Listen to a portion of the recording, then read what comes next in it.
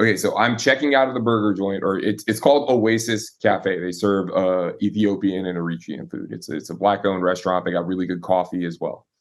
Okay. And so yeah, I'm checking out right there, and kind of smelled smoke. Wasn't quite sure, And then I hear a crash. What? We turn around, me and like the other people that are in the restaurant turn around and we look out there and we see these, plumes of smoke. So I run outside and like there's, a bay window that's like just catty corner from the entrance to Oasis, just like up and to my right if you come out of the street, or up and to the left if you're looking at the place. Yeah, right there on McAllister. And yeah, that bay window has flames in it, and the crash that we heard is the glass breaking out of the window and falling onto the ground. What Um, happened? I have no idea what started this fire, but like that room, whatever the room that had that one specific window was already like gone, and there were guys running out of the building with tools and shit. So I don't know if they were working on it or whatever, but they seemed to be the first to know. I was like, yo, somebody call 911. There were some people across the street looking, so I figured somebody called 911. I asked them if there were people still in the building. They said yes. They ran back in to go get their tools and shit, or like some other their belongings, whatever. I went in after them with another gentleman, and Are like you serious? we up the stairs, right? So we go up the stairs. We're on the second floor, and it's already all black. Like it's already, heavy black smoke, not only pouring in from not only from that window, but from the other side. So it's already crossed into another room. Why is it so aggressive? I'm getting to that actually. Oh, Yeah, so I run up the stairs, and the stairs are to the left of that bay window. But you get in there, it's all black all around you. So I'm disoriented. And then there's black smoke coming out of my right when I get up the stairs and up the left. And then it's pouring up, and it's going up the stairwell even further to the third floor. And so the first floor, if the first floor is straight, the third floor, it goes up and to the right, if you will, the third floor stairway. So the smoke is going up there. It's everywhere. So we're just yelling like, this is not a drill. This is not a drill. Fire, fire, everybody out, banging on what? doors. Lady That's comes so out with random. a phone like, yo, down there, that way, watch out for glass, watch out for glass. Right. And some people came down from the third floor, and I was wondering if I should go up there and try to get anybody else out there. But Nah, fuck that. it was so thick. Yeah, Going like up nah, there. fuck that. Yeah. Yeah, Um, but you could. and I asked if The anybody else fire was up there. department could do the rest. Yeah. They're like, no, I don't think so. I don't know. And I had like the little fire extinguishers because someone had grabbed the fire extinguisher, but like they left it right in front of the stairs. So I pulled it up there, but I was good. You can't fight this fire at this point with a little bitty fire extinguisher. But I was hoping like, hey, if it blocks this way, this exit, you know what I mean? We can at least. So the news says that all the residents of the building are accounted for, and only one person was hurt. You said the news said. Because I mean, who knows, right? But right. Who knows? they said, yeah, one resident was hurt. It looked like they got her off the roof with like the ladder and all that. So they guided her down this like 3-story ladder, from the fire engine. The SFFD got there in like 5 minutes. Well, that's good to know. Yeah, and I came out, fire department's there, and I was trying to like, they got to get in. So like this gate, this whole thing is it's a metal gate that like, it's spring loaded, so it swings back and closes, and you need a code to open it. So I'm trying to prop this thing open with the fire extinguisher. That's not working, but there's a wheelchair inside of the gate, but not like way in somebody's apartment. It's like just on the inside of the gate, but before the main door. Okay. Don't know who that belonged to, but I grabbed the wheelchair and used that to prop open this gate for the building so they can get out of there. But then I was like, that means somebody who needs a wheelchair is in this building. Wow. So that's why I say, the news said so far nobody was hurt. But if somebody needed that wheelchair, you might, you know what I mean? You might just find their remains tomorrow. Wow. How many people were affected by this fire in SF today? How many residents? They said it was like 16 or 17 residents total. Really? But then you also got to include all of the employees and the owners of the business on the bottom floor. And there's two businesses. There's a kombucha lounge thing, and then there's Oasis. Okay. But the flame was going up, but I don't know if they've got damage or whatever, water damage. Oh yeah, the water is going to be coming down on, if there's a lot of water, it could come down onto them. Smoke, whatever. How close to your apartment is this? Girl, seems like feet. Yeah, just across the street on the other side of the block. Not even one whole city block. Like I go to the end of my block and it's right there. Wow, bro. Did you say what the cause was? They don't know, but the firefighters did say that they had a lot of issues with trying to access, the main fire because there was like that unit.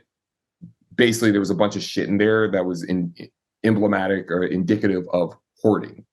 And that doesn't surprise me because I've seen a giant pile of just junk that looked like an entire apartment just got dropped, left on the sidewalk right in front of that building. I don't know how long ago, maybe like a couple of months ago. Just literally right there. Mattress, chair, this, that, and the third, just like it looked like somebody's apartment. They just grabbed it all. It was all old and fucked up looking shit. Like it wasn't, wouldn't be used by anybody. It wasn't organized like, hey, this is free, have at it. No, it was literally just a pile of fucking junk all right outside of that building. What a weird day, man. Yeah. And then some random person told me like the building's more than 100 years old. And like the unit specifically that went up in flame is a unit that was added onto the building afterwards for the mistress of the guy who owned the building. And so because it's an add-on, it probably was no way, up to code or whatever. It was probably some under the table shit. Right. Who owns the property? Do we know? I don't know yet, okay. But they will definitely find out soon. And still the cause of the fire is still somewhat unknown. Yeah. Therefore, by the grace of God, go I. Man, you never know in this weird life what's coming for you. Mm-hmm. Speaking of what's coming for you, got a lot on the table today. So welcome to Raw Food. Jay, what's going on at UC Berkeley? Speak to it. All right. So the news is saying UC Berkeley banned white people from this place. Sure did. That is not article said. Yeah, that's the headline. That's not what happened. That's not what happened. It's not what happened. What happened was a specific co-op, one of 20. There are 20 cooperative houses. And the reason you know this is because you were active in one of them. I give that context. Continue, my friend. Yeah, I'm getting there. One co-op said, hey, we're banning white guests. Now, what co-op was this? So within the co-op system, the co-op system is called the Berkeley Student Cooperative. It is not part of the school. The school does not own it. The school does not operate it. All right. That's very important. They are an independent nonprofit that goes all the way back to the Great Depression. It was set up so that students would be able to have affordable housing during the Great Depression. Okay. They have a central organization, but each house gets to operate more or less independently. Okay. So because this house gets to operate independently, this house is now called the People of Color themed house. When I lived there, it was called the African American house, or Afro house. Right. It was Afro house when I knew it as Afro house when we were there. Yes. Doesn't mean like you had to be black to live there. Or have an afro. It would, yes, you had to have an afro. When I moved in, it was actually a bunch of white folks in there, and I was warned, hey, it's name only. But then I worked with the co-op system to pass something that like wouldn't have a legal objection to it, but allow them to still like, give these slots to the people that it was intended for. Well, how do you do that? Because you can't just say we're only giving these slots to black people. You're going to get sued for that. So they said, okay, we're going to require an essay, and we're going to give preference to people that are ethnic studies majors or African American studies majors. Okay. So by doing that, you're not necessarily saying only black people, right? but you're paving a way so that Black folks can get into that specific co-op. There's a whole points ranking system when it comes to trying to get in, because you have to apply to get into the whole thing. And then based on that, that's how you get in, and blah, blah, blah. And it's oversubscribed. So basically the houses that are not as popular end up with people getting in that way. So as a means of building up points so that they can get into other houses. So needless to say, we were able to create some change there, thankfully. They gave us some little award for it or whatever. And I will say that Nice. the co-ops were actually a lot more organized when it came to parties, when it came to safety. I know people think of the co-ops as just like this bohemian lifestyle thing, but they were actually incredibly well organized compared to the fraternities, actually. Got it. Yes. Are the fraternities on the Berkeley campus, are they Berkeley affiliates, or are they a separate entity similar to houses like the Afro House? Separate entities, but what they do, they want to be recognized by the school. That is, viewed as being like a good thing, a higher tier thing. We call it being on campus or being off campus, right? So if you're not recognized by the school, you can still be the whatever chapter of whatever fraternity at whatever university, but you're off campus. You're technically off campus. You're not recognized by the school, and so what that technically means is you're not subject to the certain regulations. And so what the fraternities that are on campus will do is try to discourage people from going there. But the thing is, these things ebb and flow. These fraternities will be off campus 1 year, and then you'll come back 5 years later, and they'll be on campus. It ebbs and flows. The fraternity that I was in has been on the Berkeley campus for upwards of 120 years, and there have been years where they were off campus, but of course several more years when they were on campus. So one, I was not aware that Afro House changed the name to the POC themed house, and they clearly did that for PC reasons. We used it as a safe space, not only for Black folks when it was the Afro House, but also for other folks. When you were head of the Latino Pre-Law Society, we threw the party for that club at Afro House. Nobody was mad about that. It was all good. Everybody was too trashed. We had a good ass time too. It was great. That party was sick. Yeah.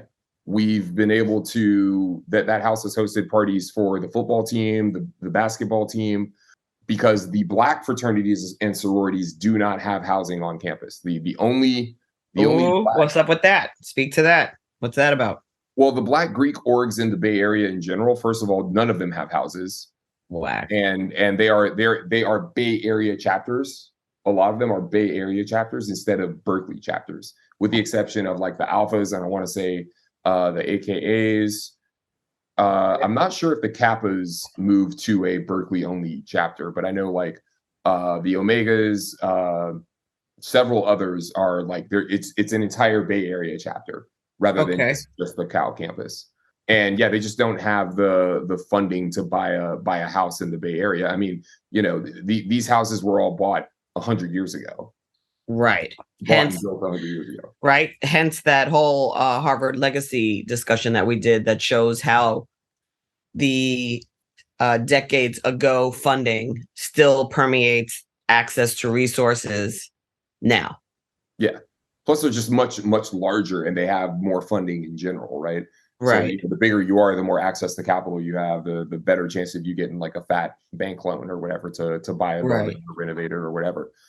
So yeah, they don't have spaces. So they can throw their parties at Afro House. So here's the thing. Essentially, Afro House, POC House now, has been used as an off-campus safe space for POC, for Black folks and POC. However, we already have multiple off and on campus places that are also a safe space. And so I've heard other people saying we need more safe spaces for Black people on campus. And they use that to create the the MLK Center? They created one more like specifically Black safe space on campus, but we already had the AASD, which is African American Student Development Center, but geographically it wasn't that big of a space, but it was like a funded thing that had people doing work to develop African American students. We had the BRRC, the Black Retention and Recruitment Center, pretty much the same thing. We had EOPS, which was largely for students of color in general, which had a lot more space, and that was kind of like a de facto BSU in some ways. We had Stiles Hall, which was directly across the street from campus, which was always made itself available more or less to Black folks and Black students, and POC interest groups, and a number of nonprofits run out of Stiles Hall. And on the dorms, in Unit 1, there is a entire floor that they call the Afro floor, is the African American themed floor for the dorms. And they have all kinds of programming and stuff. But yeah, it's an entire floor just for Black kids. But yeah, they wanted one more, and then we have Afro House, and then they still said they wanted more safe spaces, which is fine. Do you agree with what was done? So they said they wanted to, knowing what you know, they wanted to ban white people in order to prevent violence at one location, right? At one spot. My question is, has there been any history of violence from white people towards people of color or Black folks in particular at that space? Because y'all make it sound like white folks have been walking up there with tiki torches ready to try to burn the place down or something. First and foremost, the white folks that are in the co-ops in general are very, very Berkeley type people. You don't have... That is true. You know what I mean? Now, that doesn't mean they can't be racist, because there are plenty of racist progressives out there, okay?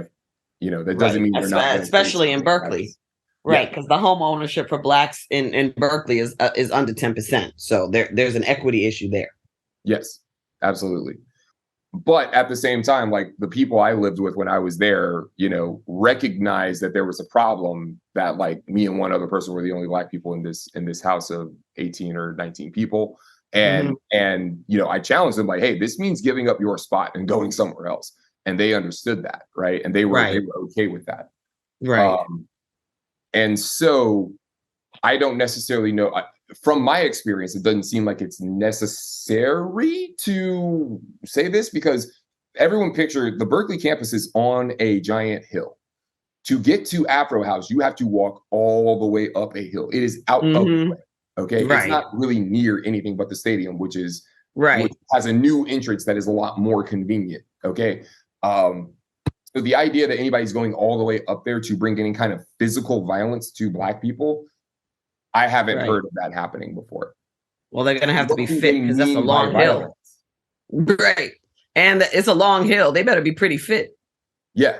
What do they mean by violence? So what I believe this is one of these things where they're defining violence as, oh, well, this is a form of violence and that is a form of violence. And it essentially comes down to, if you're going to put it one way, you could say it's anybody who disagrees with you. If you put it another way, it's, anyone who, doesn't support Black Lives Matter or thinks Black people shouldn't have the right to blah, blah, blah, blah, blah. And it really just comes down to differing opinions of what does or does not count as violence.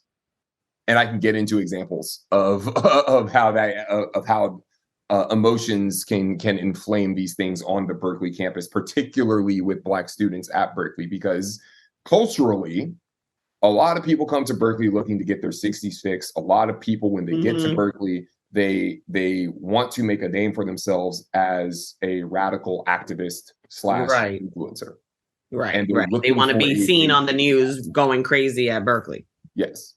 Some people have very legitimate things to go after, like, raising tuition and fees and shit like that out of nowhere. And so, I've known people who planned in the Berkeley in Afro House. They planned this whole thing where they were going to chain themselves to Wheeler Hall. Okay. Yes. As a form of protest. Right. Against, fees being raised. Mm-hmm.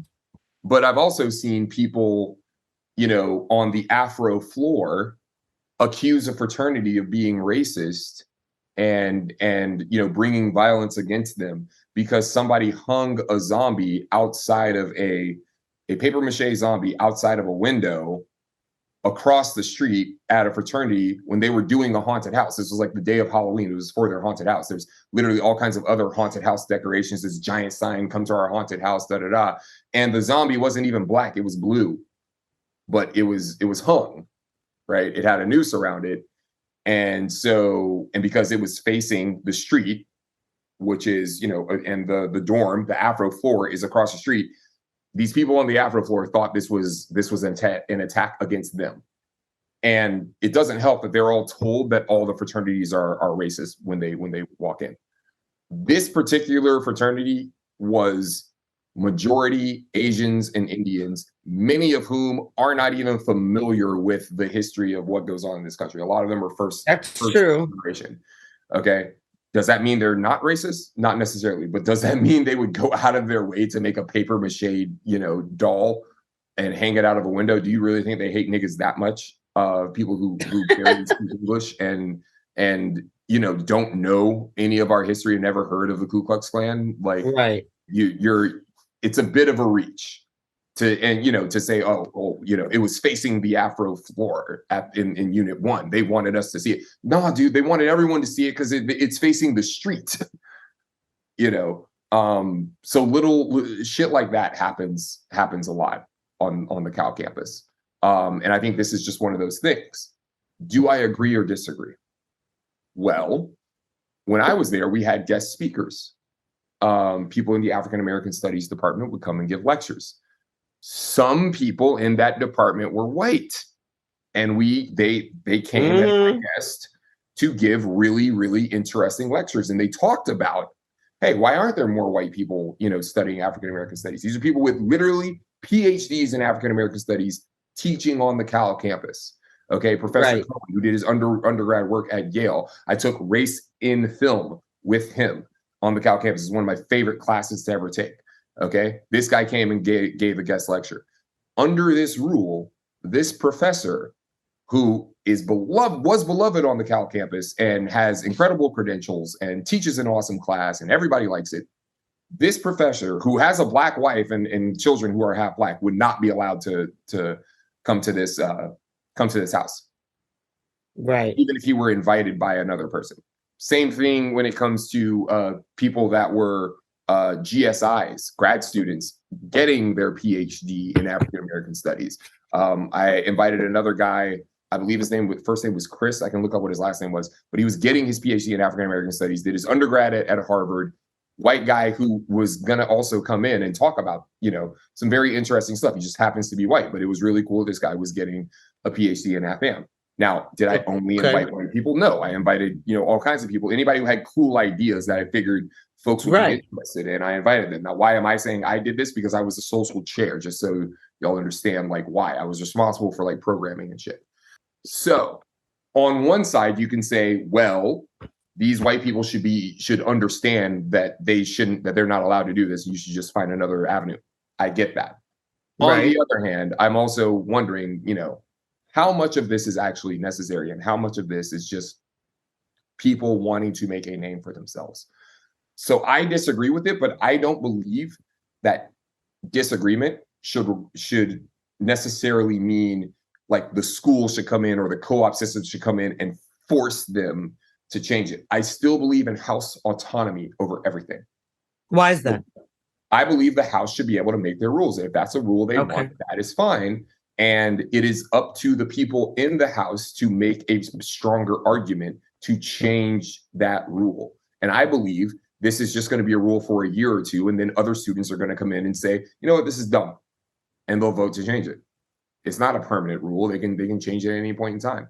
So I don't believe they should be compelled to change the rule. I believe you don't fight bad ideas by forcing people to change. I think you fight bad ideas with better ideas. What if a house had said that they wanted to create a safe space for just white people? Same thing. Acceptable?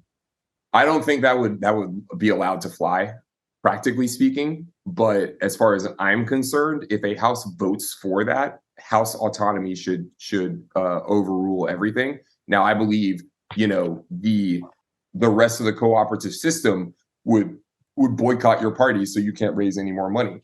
the rest of the cooperative system would say that house is the racist house. Nobody would want to live there because you'll be labeled as a racist there. So, that rule would only stand up for a little bit because no one would want to be associated with that house anymore.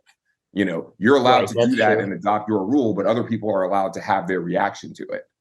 And that's a whole right? other You can do whatever you want as long as you're ready to embrace the fact that people are allowed to have a reaction to it. Exactly. And so we forget that in this sphere of desperation for autonomy. Okay, in your quest to live your best life, people also have the right to have a reaction to that they feel fits in the parameters of their best life. Boom.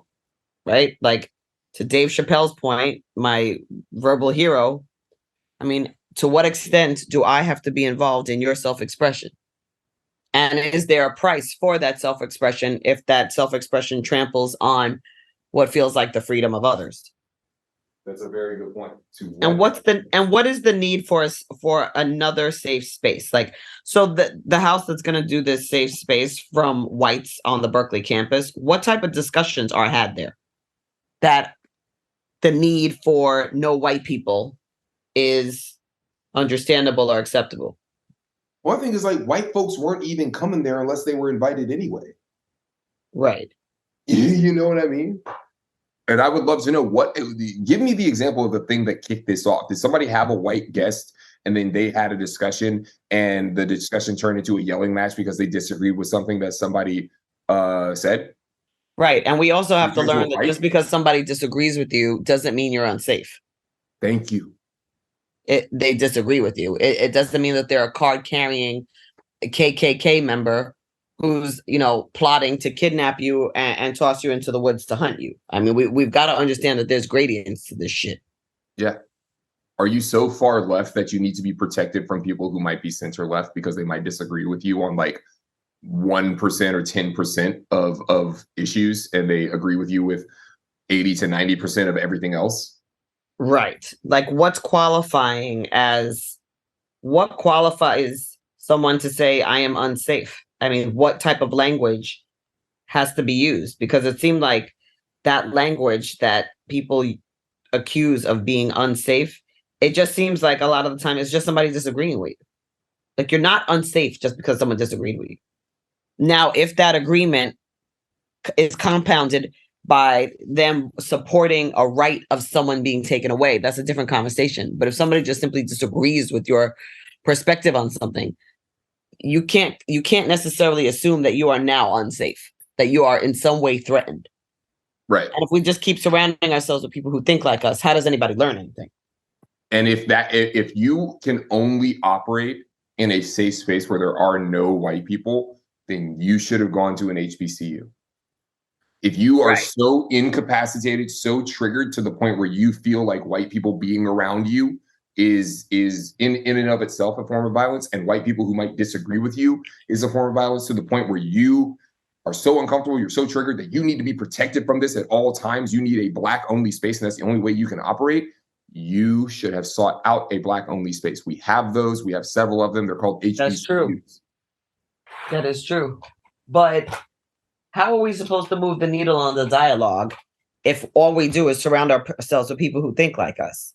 And again, we've got to be able to separate a difference of opinion with a pattern of behavior. We've got to separate vitriol from pattern of behavior, a full frontal attack on a community, right? Like, there's grades to things. And I vaguely remember at one time Matt Damon was asked about something about sexual harassment. And I remember he said something like, well, there is a big difference between like the Weinsteins of the world who are raping women and somebody who like slaps your ass walking down the street. And like people like lost it. Like, oh my God, sexual assault is sexual assault. And we can't like be diluting shit. Like nobody, it's like, okay, wait a minute. I didn't say it was okay to slap somebody on the ass or bite them on whatever it is. All I'm saying is we've got to understand that there's a difference between someone who is raping women from someone who's an idiot, or someone who's ignorant, or someone who has clearly not been exposed. Like, there are different gradients to this. And we've got to be able to discern the difference between real threats and people who are just stupid. Otherwise, we're going to see a boogeyman everywhere we go. I think that's the point, is to see a boogeyman everywhere you go. I think Right, we're because in going all so the way- doing, we never unite. I don't think the point is to unite people. I think the point No. is to make a name for yourself as a radical activist. Right. I think Right. the point is to be an Like you're so influencer. radical, there is no uniting. The only answer left is segregation, or like, well, Jarvis. and maybe there is some truth to that, right? But I mean, it's going to be real hard to segregate in the middle of Berkeley. Yeah. I honestly Especially think where the Black, brown, and Southeast Asian population, you know, makes up less than 10% of the entire school population. Black, brown, and Southeast Asian. Yes, Southeast Asian, and I specify that for a reason. I mean, Berkeley is a white place, no matter how progressive it would like to identify itself as. It's a very white place. So if you want to start segregating, I recommend not segregating in some place that's 90% white. Like at least to your point, do an HBCU, you know, or open up something like this in a community of color, for example, in Oakland or in Richmond. Like that if you're looking for color, that's where they are. Right. And also like the Black fraternities, they don't have houses, but what they will do is like, hey, we're all going to try to like rent out this house together. Right. So it's not, but like, you know, as soon as your lease, as soon as the people, you guys who are part of this fraternity and you all graduate, that lease, you know, the lease is not held by the fraternity or anything like that. This is just, you know, some people who have a common bond of being part of this Greek organization who decided to rent out a house. Right. And so the location of that house, you know, the place they happen to be renting can move. Right. People, you know, grow up and leave. But yeah, if you want that, you can do that space as well. So what do you think? Do you agree with me that this has a bit of a, you know, I'm trying to make a name for myself tinge to it, or am I reading? Well, yeah, I mean, look how just even the article, if you want to pull up the article so we can just read how it was even titled, right? It was titled in a way to be triggering. Like it makes it sound like the Black students on campus were like, we don't want any white people here. Well, how many Black people was this? Who's in charge of this house? To your point, it's only one of numerous houses. Why that specific location? You know, we have to think. How was the article titled, Jay? Because I felt like even the article title was meant to trigger a conversation that's not exactly so there's a what lot the situation of articles. is. I'm not going to look at like the Fox News one. No. Here's the New York Post. Off-campus UC Berkeley student housing bans white people from common areas. But the Fox News headline is white people banned from off-campus UC Berkeley student. Berkeley Co-op bans white people from common areas. That's on the Daily Mail. Zero Hedge, UC Berkeley student housing. Okay, so it looks like some of these outkick the coverage. They did UC Berkeley Co-op housing bans white people. Okay, so it looks like a lot of these at least tried to get it right but these are all a few days old or whatever. Right. Several of these originally had the headlines as UC Berkeley itself. Okay. Right. And I think that was the first thing about it. I think the articles are misleading. Would you agree or disagree with that? Oh, no, it was deliberately misleading for sure. Berkeley is not the radical school that it's renowned for from the 60s. That era is over. And although I feel like there's always the same 200 people that show up to protest everything on the Berkeley campus, from my experience, that campus was not nearly as liberal as people thought it was. Just because there was a lot of protesting doesn't mean those protests were being held by liberal people. I mean, there's a very strong undercurrent of conservatism on that campus. Would you agree or disagree with that? I definitely agree. I think the Republicans on the campus have a tremendous amount of sway.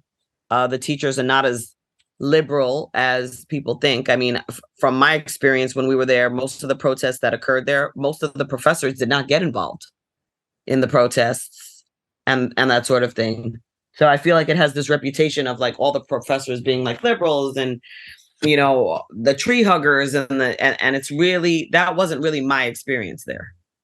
Speak to your experience of the politics on the Berkeley campus. The politics of the Berkeley campus reflect Europe. You've got a broad swath. You've got people that are hardcore libertarians, anarchists. Mm-hmm. You've got communists.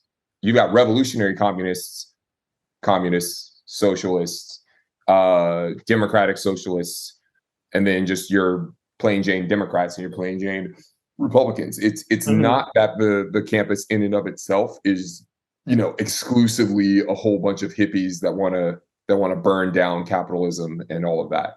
There's a whole bunch of people that, are really smart and want to work hard and get a good internship so they can get a good job. Right.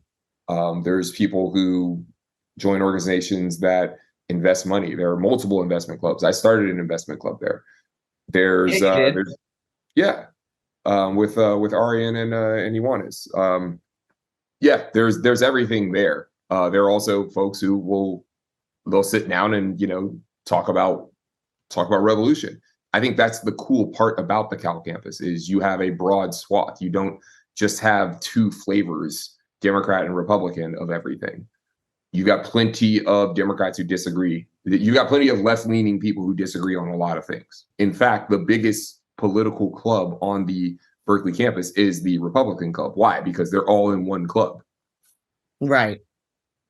So they're reporting it as a 5-story, 30-room home. I don't believe it was 5 stories. And it definitely wasn't 30 rooms. Accommodate 56 students. Unless they've done some type of renovation, sorry.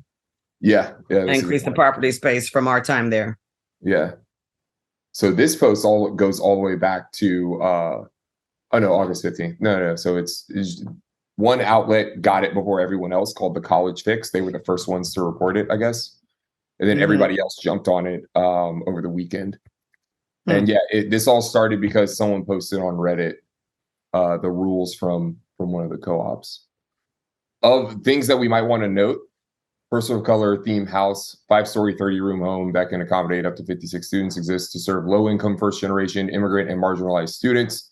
It's part of the Berkeley Student Housing Cooperative. Was established in 2016. The POC house has faced its share of internal problems. One former member wrote on Medium that the house has become known for its call-out culture perpetuated by the lack of intersectionality. Several members have been criticized for being white passing, aligning themselves with whiteness, or allowing white violence in the house. Stephen Ross, cooperative experience manager for the Berkeley Student Cooperative, told the College Fix that neither BSC nor POC House has an official policy excluding white guests from common spaces. That doesn't sound like it. It sounds like they have pretty much an official policy.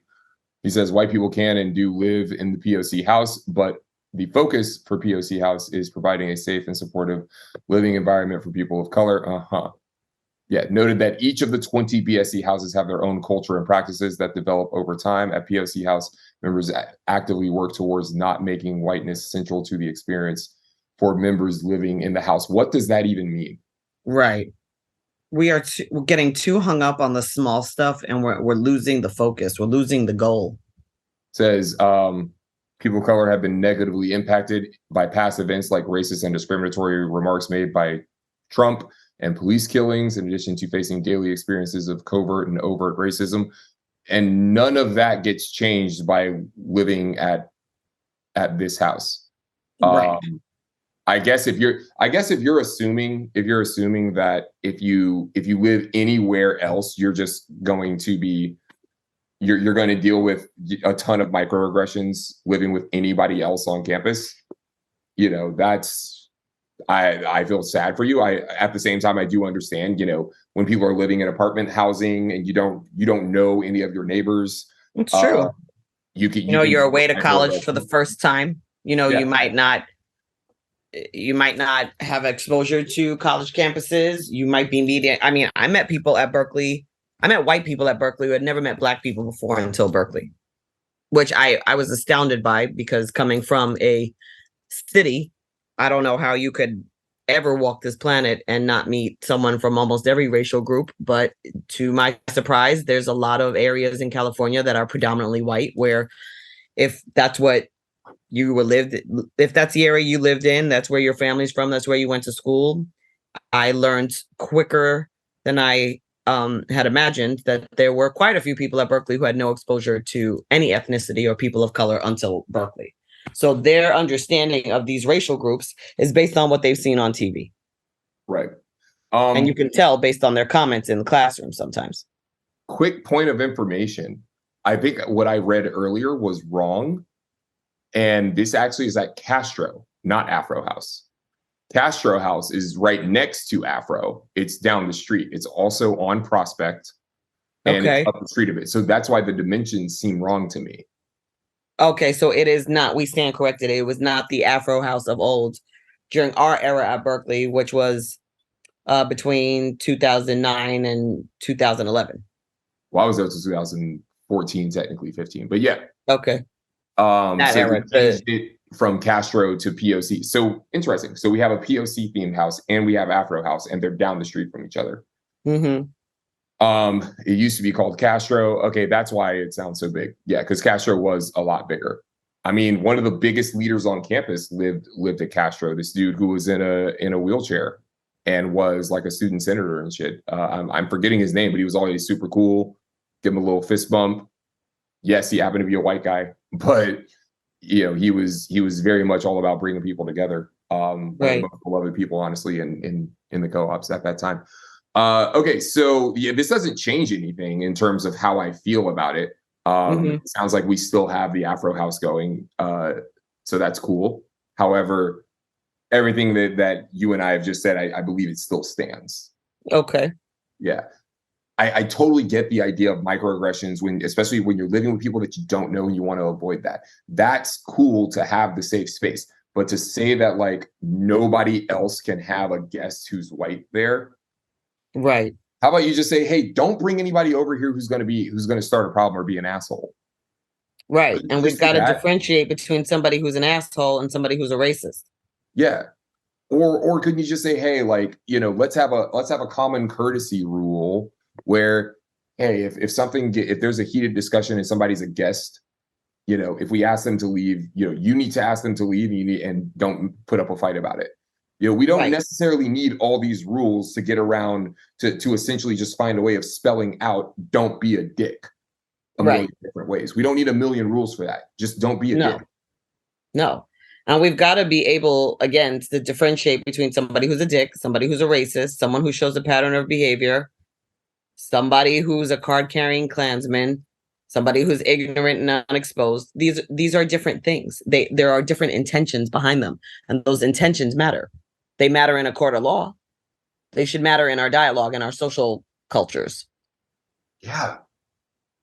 It should, but I think everyone just wants to rush to judgment because we all want to overreact and have a viral moment. And everything is all about trying to be conducive towards generating a response from social media. So we want to just, make assumptions. We don't care about context, and we just want to have the outrage. We would just want to have the reaction. I believe, just like we talked about with the headlines, these headlines are clearly made to just get a reaction from people. Some of them literally are regularly worded where like the first word is capitalized and the other words are not. And then white people is in all caps. Mm-hmm. Right. You see, Berkeley, I don't think being reactive. White people. Right. And I don't think being reactive is the same thing as being strategic. And I think what our communities are lacking is a strategy. Okay, like say you're outraged, say you're upset. Okay, you're outraged, you're upset. Now what? I think just vent on social media for 3 days and then move on to the next topic you're going to be outraged about? Well, that's all. So that's the thing about being an activist influencer. Oh. You don't have to get anything done. Right. Activists of old were judged by what they got done, how many people they were able to organize to get something done. You actually had to produce the something. Civil Rights Acts done. He wanted to get the Voting Rights Act actually passed. It wasn't just, I want to get more followers so that I can get a TV show or a book deal or get a whole bunch of sponsorship, get endorsement deals for my social media shit. And then I'm just going to tweet out some shit and try to get somebody fired. Like there was more action that actually benefited people more than just the activists themselves. Right. Yeah. I mean, absolutely. And I think people mistake, changing their profile picture on social media as activism. That's supporting activism. I don't think that that's activism. I think that that to me is demonstrative of being an ally. That's not demonstrative of being an activist. Yeah. I mean, if you didn't even show up at the damn protest, you just changed your fucking profile. Or worse, the people I can't stand, people who show up at the protest for 5 minutes just to take a picture and then leave. Right. And then break out and go wherever. Right. Absolutely. And there's quite a bit of that. I mean, it's basically activism fraud. You're activism posing. You're not really moving the needle, and your goal really isn't to. Your goal is to bring attention to yourself. Yes. Disappointing. To be continued on the next episode of Raw Food.